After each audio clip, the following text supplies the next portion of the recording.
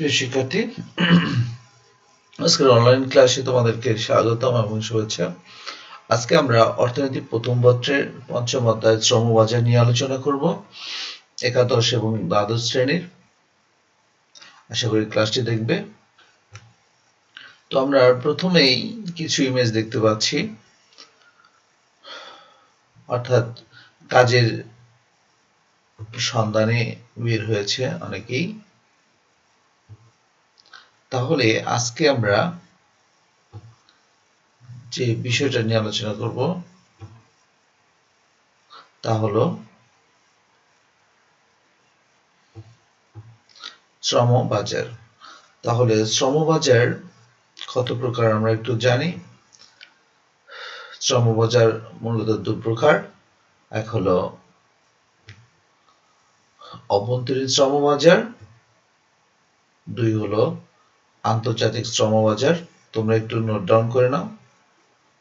শ্রমবাজার কয় প্রকার? দুই প্রকার। এক হলো অভ্যন্তরীণ শ্রমবাজার, দুই হলো আন্তর্জাতিক শ্রমবাজার। অভ্যন্তরীণ শ্রমবাজারের একটা পিকচার দেখে নিচ্ছি।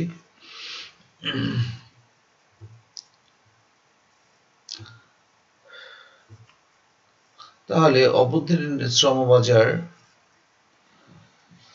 একটি দেশের ভৌগোলিক সীমারেখার মধ্যে শ্রমের বাজারকে অভ্যন্তরীণ শ্রমবাজার বলে। তোমাদের যদি জ্ঞানমূলক কোশ্চেন আসে যে শ্রমবাজার কাকে বলে, তাহলে তোমরা লিখবা যে একটি দেশের ভৌগোলিক সীমারেখার মধ্যে শ্রমের বাজারকে অভ্যন্তরীণ শ্রমবাজার বলে।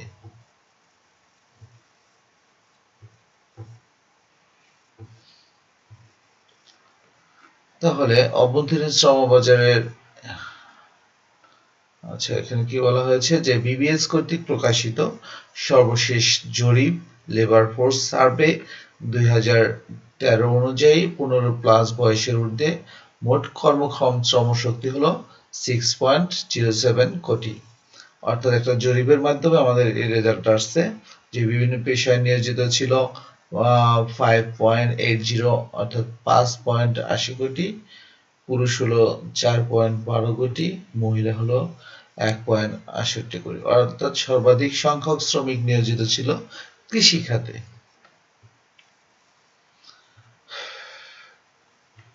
এবং আরেকটি জরিপ আছে 2010 অনুযায়ী, তোমরা একটু নোট ডাউন করে নাও বিষয়টা। মোট কর্মক্ষম শ্রমশক্তি ছিল কত, বিভিন্ন পেশায় নিয়োজিত কত, পুরুষ কত, মহিলা কত। হ্যাঁ, কেমন? তোমরা একটু নোট ডাউন করে নাও। 2013 অনুযায়ী একটা জরিপ দেখানো হয়েছে যে কৃষিতে ছিল 25.52%, অকৃষিতে ছিল এত। এই দুটি জরিপ থেকে দেখা যায় আত্মকর্মসংস্থান নিয়োজিতদের অবদান হ্রাস পেয়েছে 0.05%। অভ্যন্তরীণ শ্রমবাজারের কিছু ছবি দেখলাম।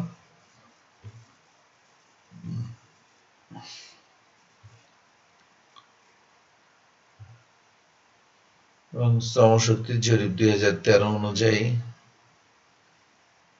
দিন মজুরিতে নিয়োজিত শ্রম ছিল কত, বিনা মজুরিতে পারিক শ্রমে নিয়োজিত ছিল এত। অর্থাৎ শ্রমশক্তি জরিপ 2010 অনুযায়ী দিন মজুরিতে নিয়োজিত শ্রম ছিল 19.59%, বিনা মজুরিতে পারিবারিক শ্রমে নিয়োজিত ছিল এত পার্সেন্ট, 21.81%।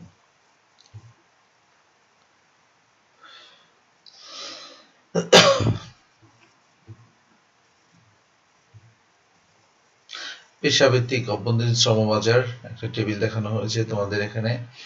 যেমন খাদ্য করা হয়েছে, কৃষিকাজ এবং মৎস্য, খনিজ খনন, ম্যানুফ্যাকচারিং, বিদ্যুৎ, গ্যাস, নির্মাণ, এটসেট্রা।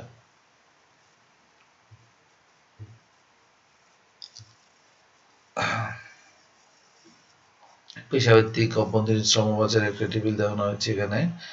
খাতগুলা তোমরা একটু নোট ডাউন করো। বাণিজ্য, হোটেল, রেস্টুরেন্ট, পরিবহন, সংরক্ষণ এবং যোগাযোগ, অর্থ, ব্যবসা, সেবা, পণ্য, ব্যক্তি সেবাসমূহ, স্বাস্থ্য, শিক্ষা এবং প্রতিরক্ষা।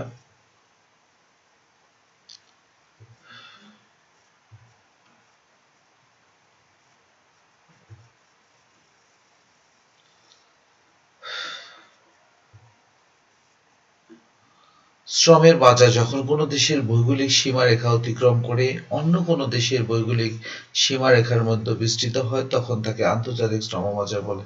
তাহলে আমাদের অভ্যন্তরীণ কিন্তু ক্লিয়ার হলো। এখন হলো আন্তর্জাতিক, যে শ্রমের বাজার যখন কোনো দেশের ভৌগোলিক সীমারেখা অতিক্রম করে অন্য কোনো দেশের ভৌগোলিক সীমারেখার মধ্যে বিস্তৃত হয় তখন তাকে আন্তর্জাতিক শ্রম বাজার বলে।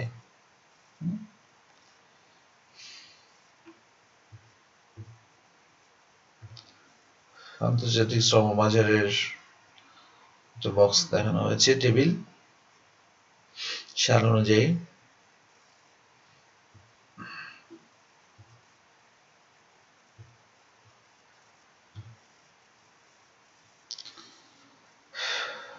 দেশভিত্তিক প্রবাসী বাংলাদেশী জনশক্তির সংখ্যা, এটা অর্থনৈতিক সমীক্ষা 2016 অনুযায়ী দেখানো হয়েছে।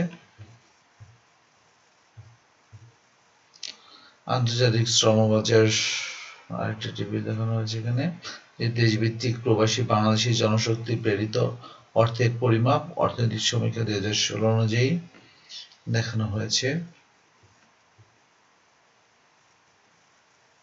আন্তর্জাতিক শ্রম বাজারের কিছু সমস্যা আছে, আমরা একটু দেখি।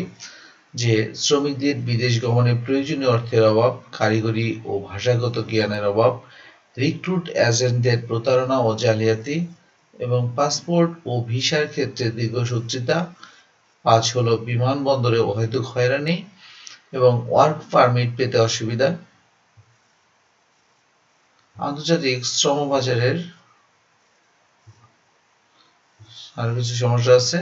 শ্রম আমদানি করুক দেশে রাজনৈতিক অস্থিরতা, প্রবাসী বাংলাদেশিদের মধ্যে অপরাধ প্রবণতা বৃদ্ধি, প্রতিযোগী দেশের সংখ্যা বৃদ্ধি, উন্নত বিশ্বে শ্রমিকদের বিকল্প আবিষ্কার, বাংলাদেশি মিশনগুলোর তদারকির অভাব, কর্মমুখী শিক্ষার অভাব,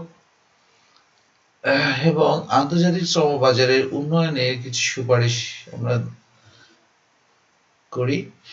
শ্রমিকদের বিদেশ গমনে আর্থিক সহায়তা প্রদান করতে হবে, কারিগরি ও ভাষাগত জ্ঞানের জন্য প্রশিক্ষণের ব্যবস্থা গ্রহণ করতে হবে, এবং শ্রম আমদানিকারক দেশগুলোর সাথে কূটনৈতিক সম্পর্ক জোরদার করতে হবে, নতুন নতুন শ্রমের বাজার অনুসন্ধান করতে হবে, এবং পাসপোর্ট ও ভিসার ক্ষেত্রে হয়রানি হ্রাস করতে হবে, এবং বিমানবন্দরে অহেতুক হয়রানি বন্ধ করতে হবে, এবং শ্রমবাজার উন্নয়নে সরকারের গৃহীত পদক্ষেপ বিদেশ গমনে ইচ্ছুক শ্রমিকদের আর্থিক সহায়তা প্রদান করতে কর্মসংস্থান ব্যাংক স্থাপন করা হয়েছে, বহির্গমন প্রক্রিয়া আধুনিকীকরণ এবং ডাটাবেস নেটওয়ার্ক ব্যবহার করে স্মার্ট কার্ডের সাহায্যে বহির্গমন ছাড়পত্র প্রদানের ফলে বিমানবন্দরে অহেতুক হয়রানি হ্রাস পেয়েছে, এবং শ্রমবাজার সম্প্রসারণ, G2G পর্যায়ে কর্মী প্রেরণ, নারী উন্নয়ন ও প্রশিক্ষণ, নারী শ্রমিকদের প্রশিক্ষণে প্রাথমিক স্বাস্থ্যসেবা, সমাজ কল্যাণ এবং বিনোদন সুবিধা প্রদানের জন্য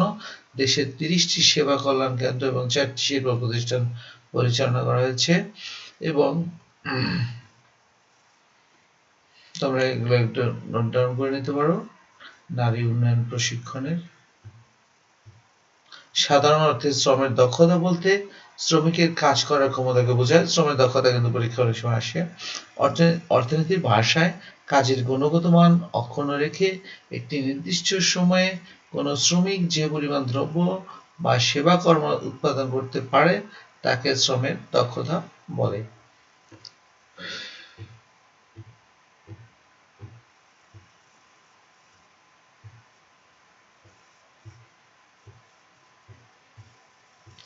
শ্রম দক্ষতা নির্ধারক: কাজ করার ক্ষমতা, শারীরিক যোগ্যতা,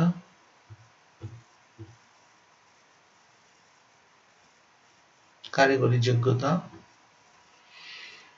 এবং বুদ্ধিগত যোগ্যতা, নৈতিক যোগ্যতা এবং কাজ করার ইচ্ছা। পাশাপাশি আমরা বিভিন্ন ইমেজ দেখিয়েছি। চাকরির স্থায়িত্ব, পদোন্নতি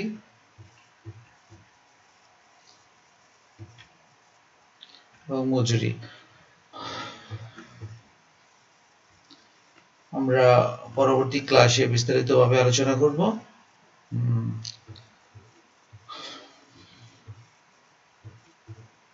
তোমরা একটু পয়েন্টগুলো একটু লিখে নাও। আমি একটু ভিডিওটি শর্ট করি। সামাজিক নিরাপত্তা, তাহলে মজুরি কি, মজুরিটা একটু নোট ডাউন করে নাও তোমরা।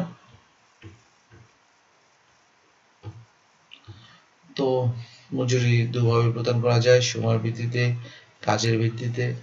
তো আজকে এই পর্যন্ত থাক আমাদের ক্লাস। ধন্যবাদ সবাইকে।